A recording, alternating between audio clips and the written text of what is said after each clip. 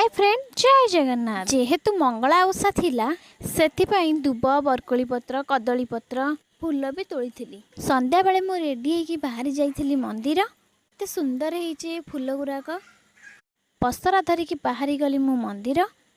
जेहेतु मंगला मंदिर आम घर पाखर अल्प बाट सेथिपाई मु चल चलिकी जाइली।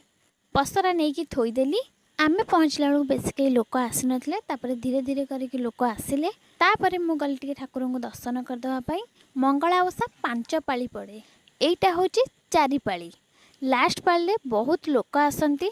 देखंतु गोटे टुई आसी सारी आसी मंदिर जेमिति अनौची यात्रा की। तापर धीरे धीरे कर लोक सब आसिले। मु बसती मते जेमती देखी देइछंती मो ट्यूशन छुआ आसी मो कतरे बसिले। किछि समय बसिबा परे तापर पणा दिया गला। मु गली पणा आनिबा पई। आसिला बेले नमस्कार करके आसिली। तापर मु घर को पळी आसिली। देखा हबा नेक्स्ट ब्लॉग रे।